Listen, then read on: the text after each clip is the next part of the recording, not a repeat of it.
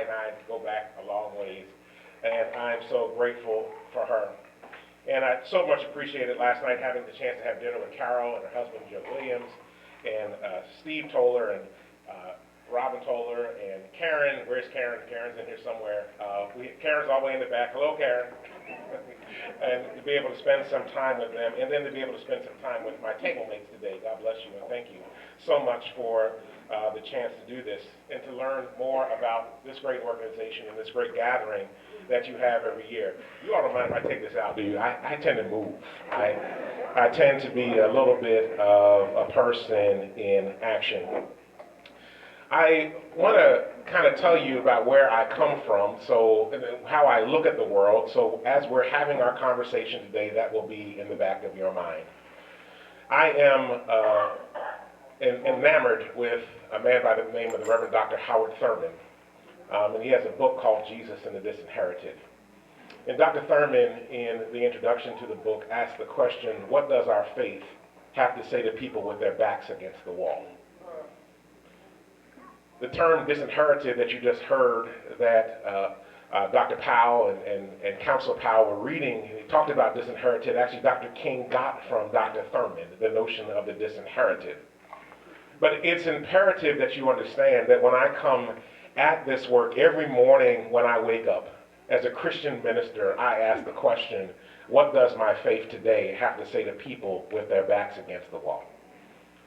And then it forces me to go into action and to do the work of partnering with those who are working on being self-determining but have been marginalized in this country. I want you to pause for a moment. Close your eyes if you can for a second. I want you to imagine a warm, sunny day. A breeze is blowing. And you're walking down the street and you're passing a playground. And there are children from all different nationalities that are jumping up and down and playing and laughing and spending time with one another. And their bellies are full.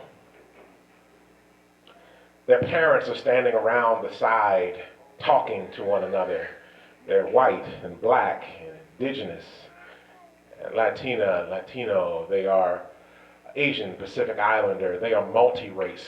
They are hanging out, spending time together. You can tell from the conversation that they have relationship with one another. They've been in each other's houses. They have shared stories. A child jumps in a puddle and water spreads everywhere.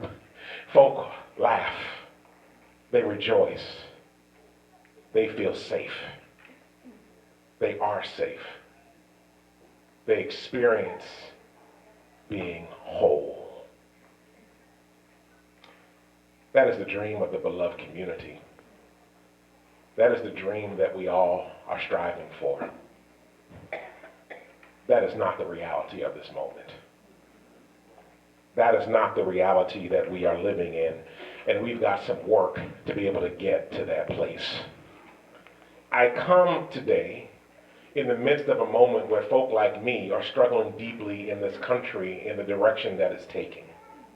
But I also come in this moment in the midst of the struggle being hopeful, because I believe we can get to this vision and we can get to this dream, but we've got some work ahead of us. We've got to put our hands to the plow and not turn back until liberation and freedom comes for everybody. Let me say that again. For freedom and liberation comes for everybody who desires to be a part of this dream called America. That is the work that is ahead of us. In preparation for the day, I've actually spent the better part of the last couple of weeks looking at Dr. Martin Luther King's letter to, to Birmingham, from a Birmingham jail. I spent a lot of time studying his speech at the Riverside Church 1 year before he died that was called Beyond Vietnam. And it was a very powerful speech. It's actually one of his longest speeches that he had ever given.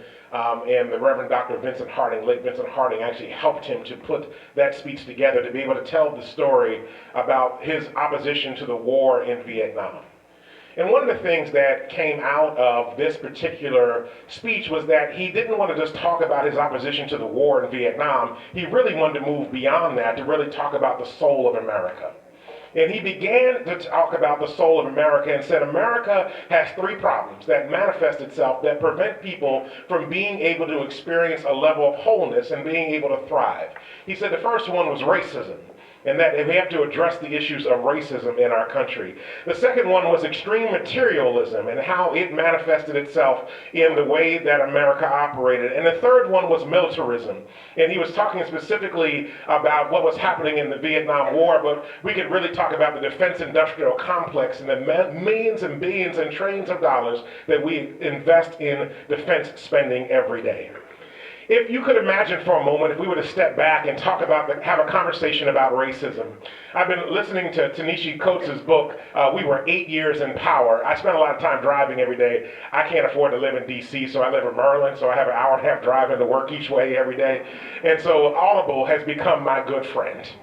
And I've been listening to the book and listening to him talk, and one of the things that he began to talk about was that we thought we had entered into a post-racial society when we saw Barack Hussein Obama get elected as the 44th president of the United States of America.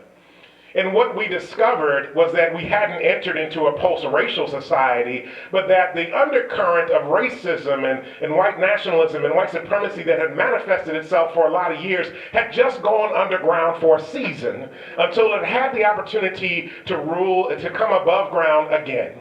As you've seen over the last year, we have gotten into an age where folks don't feel like they need to wear the white sheets anymore over their heads, but that they're able to stand up and be bold about views that are racist, that are derogatory, that are absolutely damaging to people that don't look like them.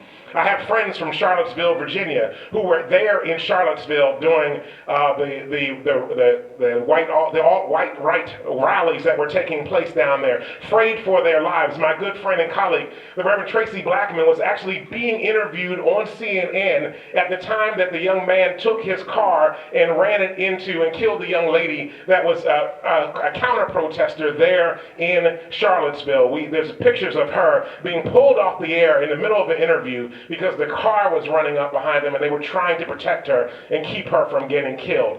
We are in a moment in our country where we are finally, I think, able to have a conversation about the fact that how racism is actually ripping out the soul of our nation. And if we are not willing to have honest, courageous conversations about how white supremacy and white nationalism is killing us, we will never be the country that we were destined to be. We will never experience the freedom that we were destined to have.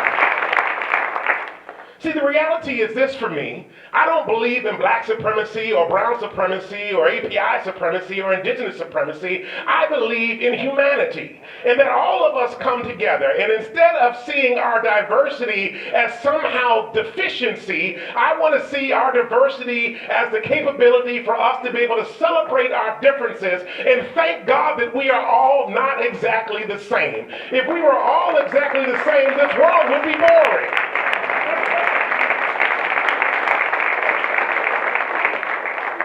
The reality is that, I like soul food, but it's not good for my arteries. And so some days I want to have wonton soup, and some days I want to be able to get an empanada, and some days I want to be able to have something different to be able to experience. And I thank God for all the different cultures, that we should be able to understand that our diversity is a cornucopia, not a cacophony.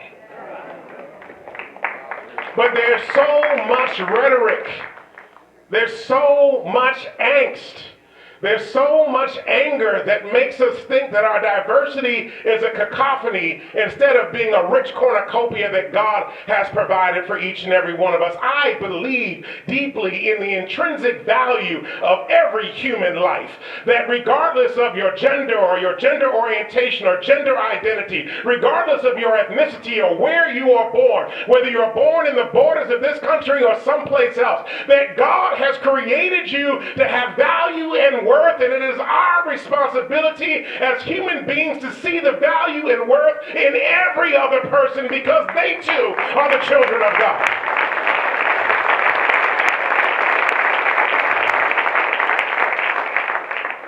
somehow or another, we have gotten to a place and to a level of what I refer to as idolatry that allows us to think that only one people represent God's idea instead of all of us representing God's idea.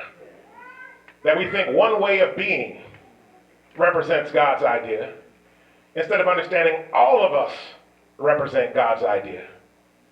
And that we understand that all of us are different. And our difference is a blessing, not a curse. Our difference is a blessing, not a curse. If we were to talk about extreme materialism, this is one of the raging issues in our nation right now. After the 70s, we thought we didn't really have to have a conversation about race anymore, and that we could just focus on economic issues. And if we focused on economics and not had a conversation with race, everybody would be all right. But you can't separate race and economics in this country.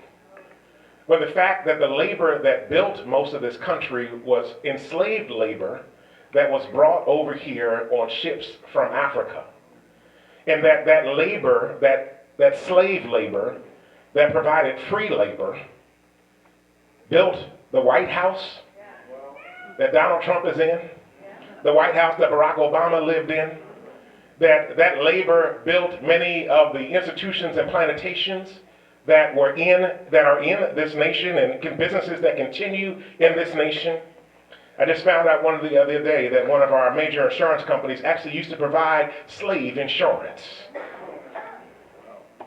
And they're still kicking and doing their thing today, but built off the backs of the suffering of dark-skinned bodies. Built off the backs of the suffering of dark-skinned bodies.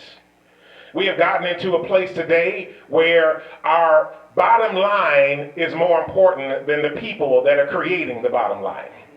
And that we have put profits over people, and that ultimately we are working to destroy the bedrock of our community, which is the American family. I will give you a recent example of the tax bill that just passed through Congress.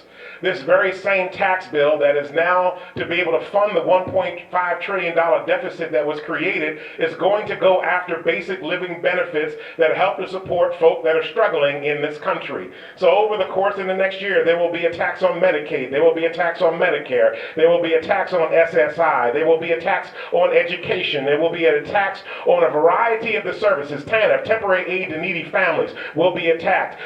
Programs that provide food substitutes, SNAP programs, Supplemental Nutrition Access Program, will be attacked over this year. You can't tell me you care about families. You can't tell me your agenda is about seeing families thrive when you are attacking the very thing so that businesses can get tax breaks.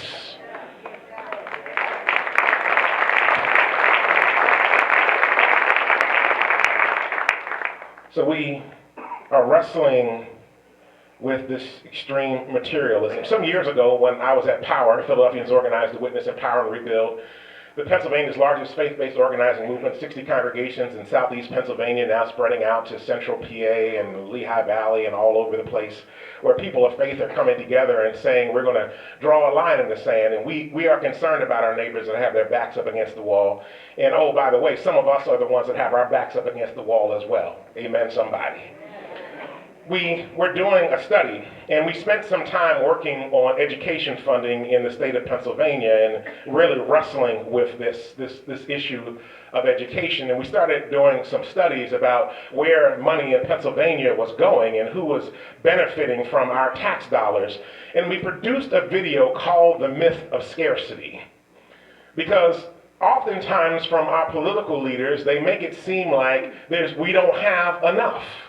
that there's never enough, that we're going to run out, and that you got to get everything you can, hoard everything you can, so that you can make sure to protect you and your family. And if other people can't get it, then that's a problem. I hate to tell you that that's actually called Darwinism. It's survival of the fittest. It has nothing to do with faith. But all these politicians claim faith, but they are really practicing a level of Darwinism in terms of their own practices as they go about creating policies in this country.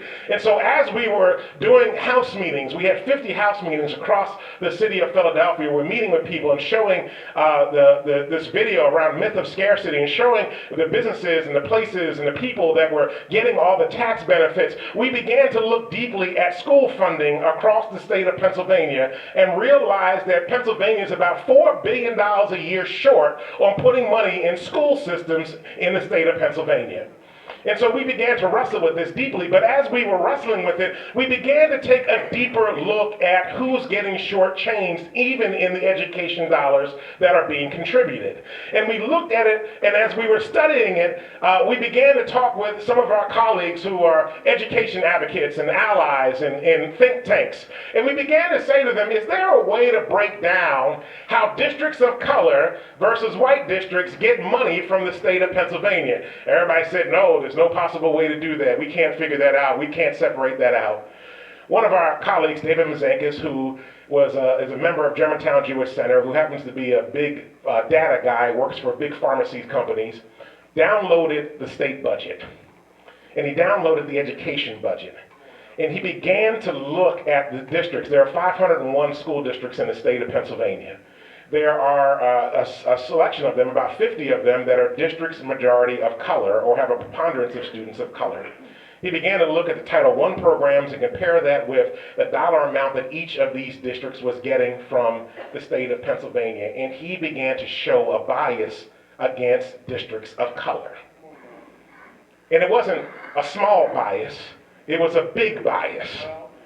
It was almost a couple of $1,000s a year difference between some of the districts, white districts versus districts of color. And then we noticed that the more a district was of color, the less money they were receiving from the state of Pennsylvania.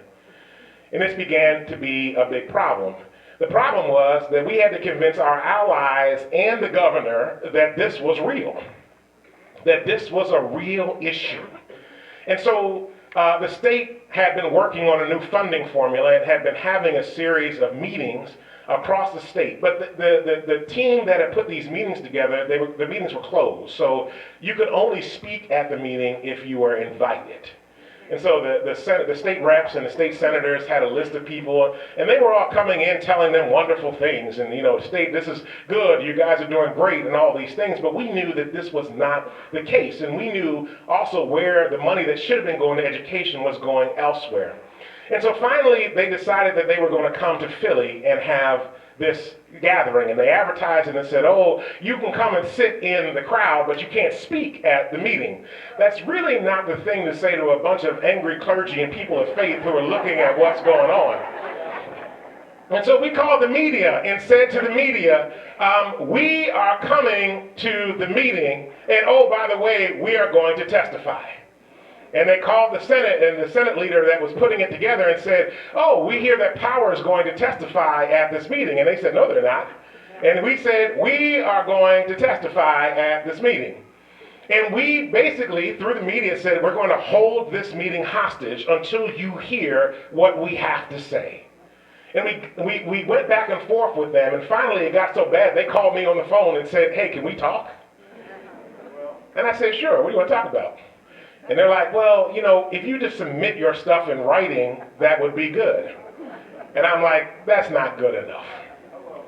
And they said, what do you want? And I said, look, we want our person to testify, and that we want every other meeting you're having around the state right now. We want parents, and we want teachers, and we want concerned citizens to have slots to be able to testify before this panel. And so we wrestled back and forth with them, and finally we got the chance to have our person testify. We had a chance to have every other meeting that this commission was having, to have representation from the community be able to speak at those meetings as well. So we get into the meeting, and David Mazankis is there, and he is presenting his information and his findings. And the commission was horrified when they saw what was happening. Because of the way we have played politics with our children, and because we were more determined to put profits over our children, tax breaks were being given to corporations where that money could have been going to education for children across the state of Pennsylvania.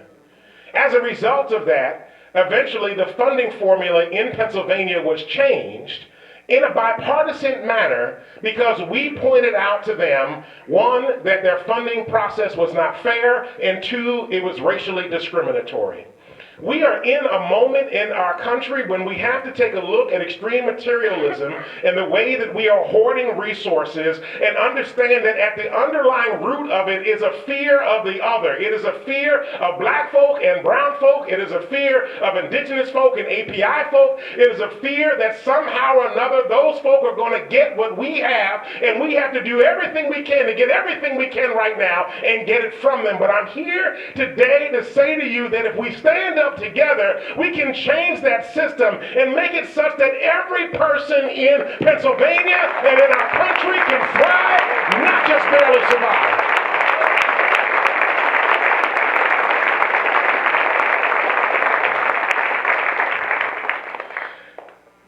This doesn't mean everybody's going to have equal amounts, but nobody should have to suffer. No parent should have to be worried about whether they're going to be able to take off work to take their child to the doctor. They should not be worried about whether they're going to have a job when they get back. They should not have to be worried about how they're going to pay for that health care. They should not be worried about how they're going to put food on the table. They should not be worried about whether they can clothe their children or whether they have a roof over their head. We have to think differently if we're going to be different in this nation, if we are to live into our highest ideas of people being able to have life, liberty, and the pursuit of happiness. We have to be something better than what we are at this moment in time. And then Dr. King talked about militarism. And I think it's easy to be able to think about us going over there. But I think we're in a moment right now where we have to be concerned about military might being manifest in our own communities. Militarism manifesting itself on the borders of this nation. In the current administration's bill, the tax bill, they're working on the DACA bill right now. They're trying to put $33 billion in for the wall and to militarize all the borders of the United States. It is a travesty. Let me ask you this question. Where are God's borders?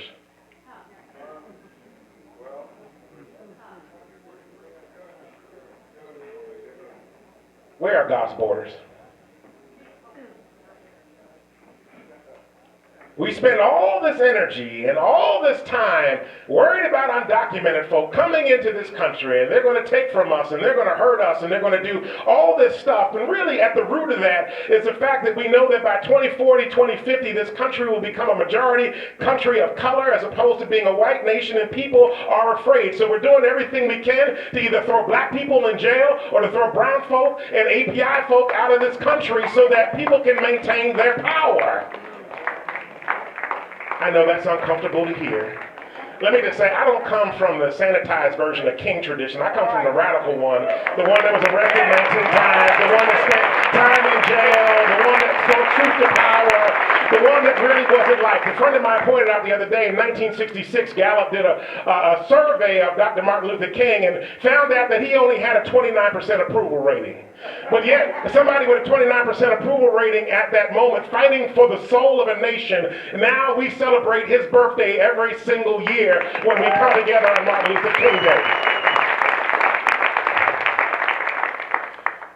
We are trying to militarize and throw people out of this country and say that we don't want them here. We are spending billions on a military. We have the biggest military in the world, bigger than any other country, and often several countries combined. We have more nuclear power than almost every other first world nation in this country and in the world, and yet we insist on trying to create fear that we need more military might.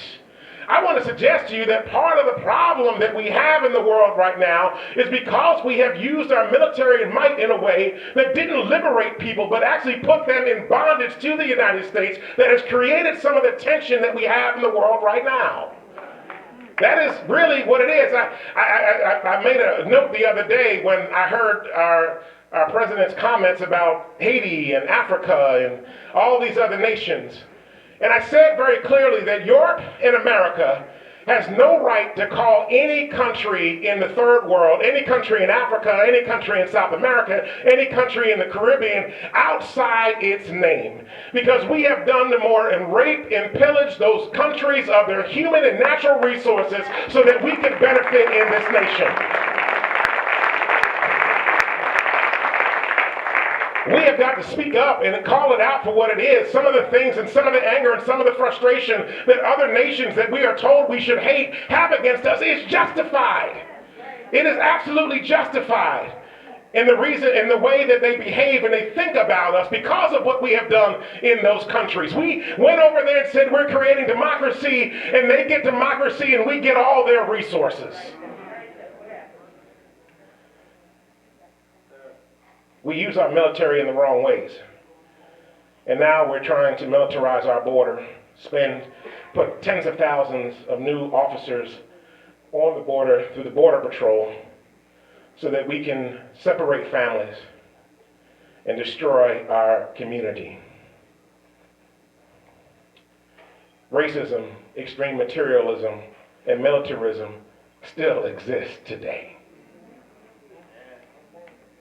But I want to suggest that some principles that I think Dr. King would approve of, that if we lived into them in a deeper way, would transform our nation and transform the world. So goes America, so goes the world. The first is that we have to have a recognition of the value of every human life. That every human life is worth something.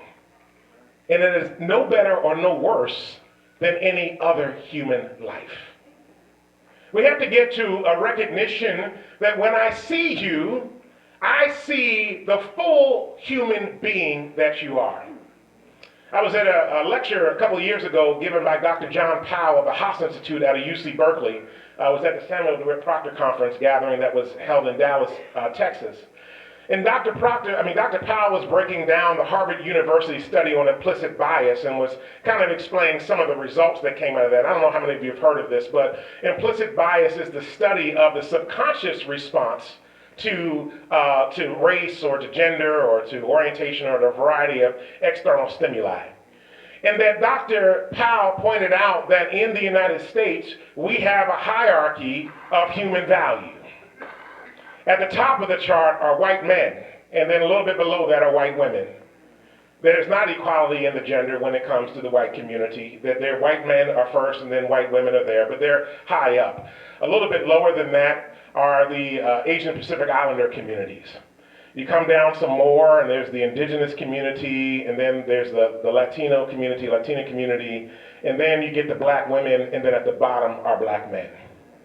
The interesting thing about the study is that the study didn't just study the interaction and how people were responding to stimuli based on human being to human being. They also measured it against inanimate objects and animal kingdom and so forth. And so when you're up here as a white man, white woman, as a Asian Pacific Islander, you were seen as human. Now, white men were the most human, but then you went down a little bit. You were still in the human category. You went down a little bit further to the indigenous community and the Latino community, and you were sort of still in that place. And you got the black women, and they weren't really seen as human. They were actually considered subhuman. And then finally, you got the black men. And when they looked at black men, when they looked at the stimuli, the responses that were given from the study that they did, black men were seen the same way that people see big, angry, barking dogs. So what we're talking about is not how you consciously are responding, but it's the subconscious response, your responses that you are not controlling. This is why it's important